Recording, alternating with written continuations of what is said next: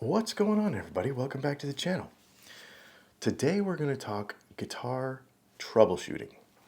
You plug in your guitar, it doesn't work, or something doesn't work. A pickup, a tone pot, who knows what, right?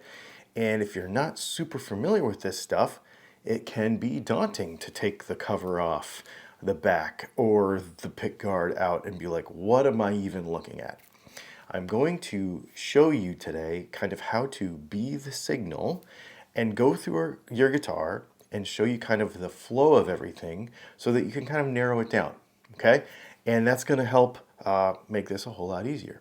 Now, there's really only, besides the tools you need to take the guitar apart, little StewMac toolkit will do for that. The only other thing you really need to troubleshoot is a digital multimeter. This is a Fluke 115. This is what I use every day for work. This is my favorite one. But these are somewhere, I don't know, they're 150 bucks, something like that. I'll leave a link in the description to this one right here, and it's like $30 or $40, okay? And I know that some folks might jump into comments and think that it's not good enough or whatever, but it has the basic functions that you need, which is basically continuity, to measure resistance. That's really the biggest one, so that we can find shorts and understand what we're looking at. That's the easiest one to get. It's cheap and it'll do the job. Okay.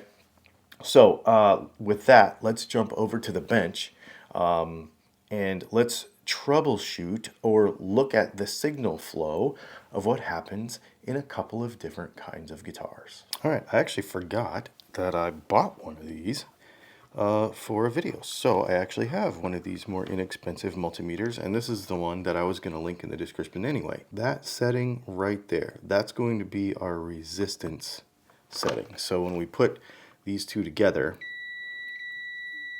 you're going to see that it's a short. So what we're going to do is we're going to use a loaded pick guard first. We're going to put this in here. So now we have all of our entire guitars here that we can visualize.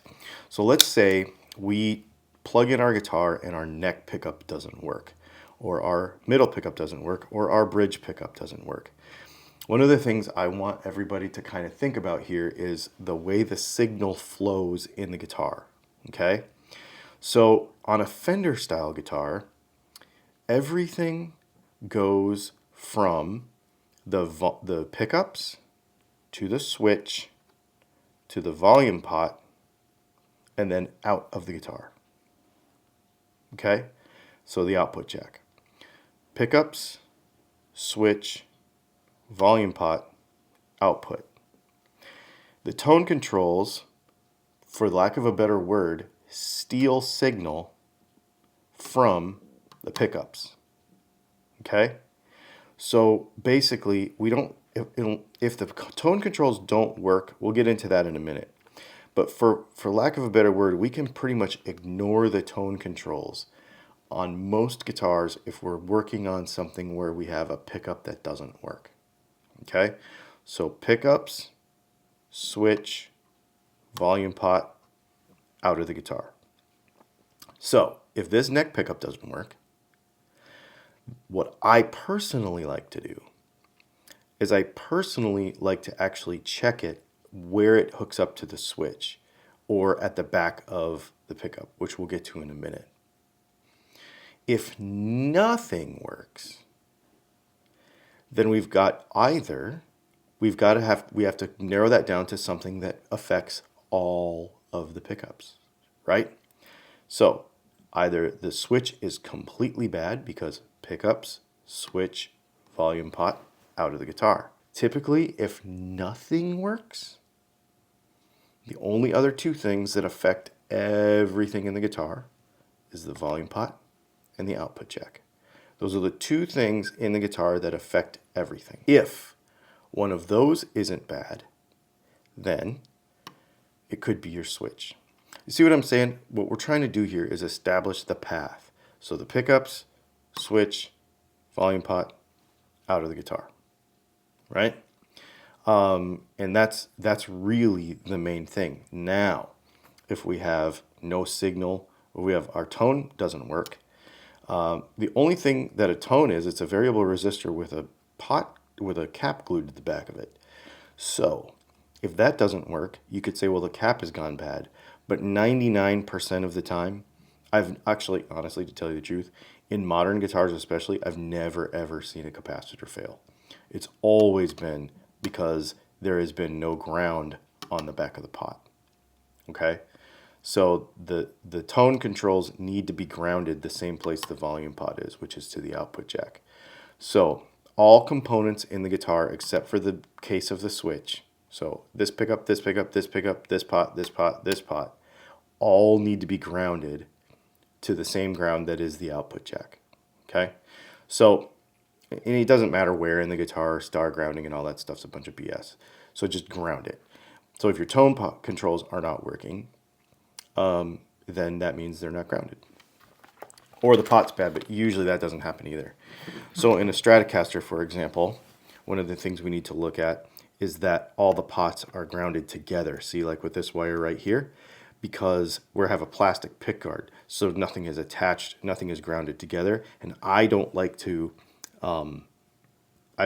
rely on this foil that's in the back of here. I like to make sure that everything is grounded together. So, pickups, switch, volume pot, output jack. Okay? Let's simplify this and look at it from the backside with a Telecaster control plate, because we can do the same exact thing. Okay? So, but this will give us a little bit of easier signal flow because it's a simpler circuit. So the pickups hook up to the switch here and here. Okay? So it's the same thing. Pickups, switch, volume pot, and then see the output jack just goes straight off right there. See that there? So that's really, and again, the tone control, all it's doing is it's just, for the lack of a better word, and the comment freaks will get in the comments and say this isn't how it works, but for our purposes of today, basically this tone control right here is just stealing signal through this wire from the rest of the circuit. That's all the tone control does. So if the tone control doesn't work, it's not grounded. That's the only way it can really not work, unless the pot's bad. So, pickups, switch, volume pot, output jack. The volume pot is the thing that affects the entire guitar, because as you can see, everything goes through this central point. So, if you have nothing working in the guitar, then it could be this guy right here. Usually it is either that or it's the output jack if it's old and worn out. Now, what if we have one pickup that's not working? If we have one pickup that's not working, then the very first thing I like to do is check the resistance of the pickup at the back of the pickup. Okay, so let's do that. So on any guitar, just go to the back of the pickup. And now on a humbucker, you might have to do it at the end of the wire down here, which we will have to do in a minute. So this signal coil you can do right here. All right, so we have 6.8K, which makes about right sense for this pickup. We've got 6.90 here. And then the way you check your humbucker is between ground and where it hits the switch. We have 742 there. Okay, so if we were to do that and all the pickups were working and we still had a pickup that didn't work, then we know it's the switch, right? So let's say your neck pickup's not working. You come back here and you check all these. Let's say your neck pickup's not working and you come here and you go like this. You go, well, it says 6.8K, so that means the pickup's working. And then you check it here again at the switch and you're like, yeah, so the solder's good. Whoops, I got it on the wrong thing. Here we go. You're like, yeah, so the solder's good at the switch, but for some reason, that neck pickup's not working. What's the only thing that can affect individual pickups in the guitar? It's the switch. So if the pickup is good and the pickup's still not working, then it's the switch. Again, if all the pickups don't work, then it's the volume pot. See what I'm saying? Pickups, switch, volume pot, output jack. A couple of things to note as you check things. So when you have two pickups in parallel, like on a Stratocaster, when you check the resistance of the pickup, it will read half of what it should be. So if I put this on here now, it says 3.4, and see that one says about 3.8 probably. Oh, 3.4. See there? And you're going to be like, oh, that's weird. Well, just take it out of parallel. Take it, that's in the notch position. Put it on one or the other pickup, and it'll be fine. Because when you have two pickups in parallel, that splits it in half. But what we're really concerned about here is to make sure that there's no open. We don't want this, okay? We don't want an OL. And we also don't want a 0, 0 because that means there's a short. That means something's touching that's not supposed to be touching. If you have that situation, then you need to pull the shielding out of your guitar. A lot of times people will shield guitars and they will, then something in here will touch something and it will cause a short. But for the simplicity of this, pickups, switch, volume pot, output jack. If this tone pot doesn't work, make sure that it is grounded. And then you make sure that this other one is grounded. And those tone caps will probably work because these hardly ever fail. Now in a Les Paul style guitar, the only difference would be is that instead of, because it can go both ways, it's not that big a deal, but in a Les Paul guitar, like a volume tone guitar, the volume tone relationship is still the same. This part is still exactly the same. You have this tone control over here with a cap on it. Now that might be in between there because it's 50s wiring, but it doesn't matter. It's still a parasitic thing, stealing some signal from the volume pot. It still needs to be grounded and everything is fine. So, but the only difference between this and in a volume tone guitar is that the pickup will actually come in here. Okay? So the pickup will actually get hooked up here instead of over here. So in a Les Paul style guitar, it will go pickups, volume pot, switch, output jack. It's switched. Okay? So, but the same rules really apply. Check the dead pickup first. You can check it where it hooks up to the volume pot and ground. And then you will be able to isolate. Always check the pickup first. If you check the pickup first and you know the pickup is good and the pickup still doesn't work, then it's a switch. If you check the pickup and it's bad, then you don't have to mess with anything else in the guitar. If the tone doesn't work, usually it's because it's not grounded right. That's really it. Pickups, switch, volume pot, output jack. Or in the case of a Les Paul, pickups, volume pot, switch, output jack. Simplified, if the pickup is dead, the pickup's dead. If the pickup's not dead and it still doesn't work, it's the switch. If nothing works in the guitar, either you have something grounded that's not supposed to touch, or the volume pot, which is the only thing that affects the entire guitar, which is the volume pot or the output jack. That's it. So just think about how the signal flows in the guitar. I know that may have seemed extremely repetitive and like you're saying the same thing over and over again, but it's just a concept that I think everybody kind of needs to grasp is to be the signal, right? Too many people worry too much. They jump steps, I think, when we troubleshoot. And so if you just think about the signal flow through the guitar, and it's really the same on all guitars.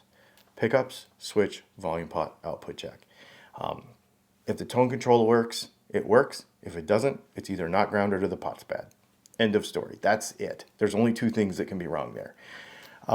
If you get into other problems where you have intermittent things, then we start talking about cold solders. Typically, in a guitar that's never been messed with, when we start to have failures, usually it's worn out parts. Especially on import guitars, switches will go bad and pots will go bad, but usually switches first. Okay, so if you have an import guitar with that little box plastic switch, That thing will go bad before anything else will. Pickups rarely go bad. Rarely, rarely, unless it's a vintage Fender or vintage guitar. Pickups rarely go bad.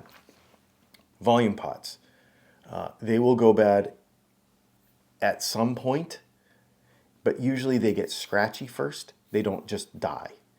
Tone pots usually get scratchy first and then they die, right?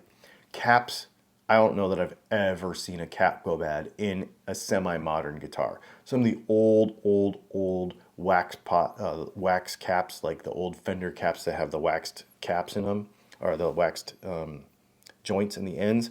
I've seen some of those go bad before, like really old stuff. But for lack of, for most of us who are working on, some Ibanez or something from the 90s or 80s or whatever, caps aren't going to go bad. It's usually going to be your tone pot, your volume pot, or your switch. And those are going to be the most common. The reason is because they're moving parts, right? They're friction-based parts. So the way the pot works is that there's a little copper wiper in there that scrapes around every time you use it. So every time in between every song and every time you get done playing and you turn the volume down, you're scraping that, right? So that's becoming a worn part. That's a wearable part. The same thing with switches.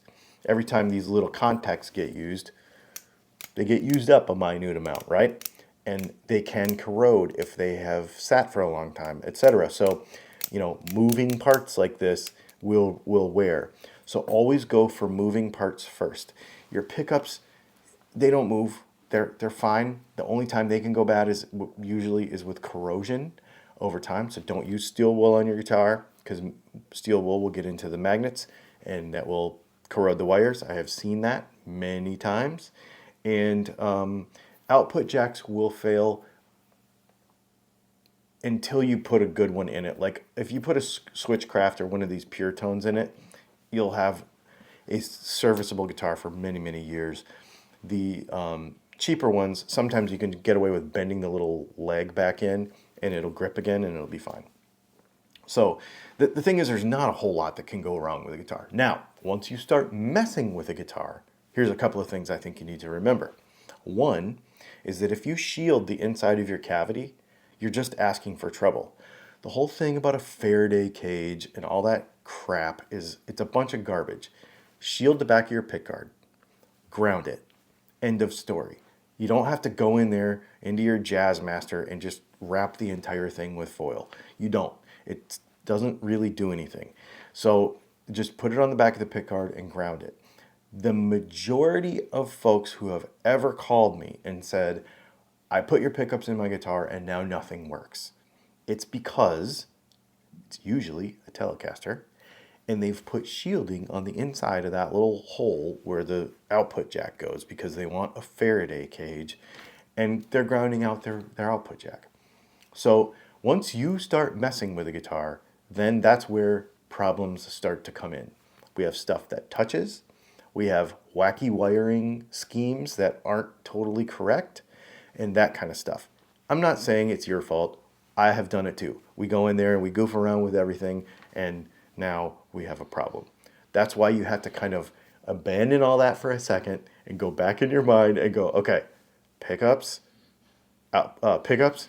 switch, volume pot, output jack. Or in a Les Paul, pickups, volume pot, switch, output jack. Like literally get those two things stuck in your brain every time you work on them.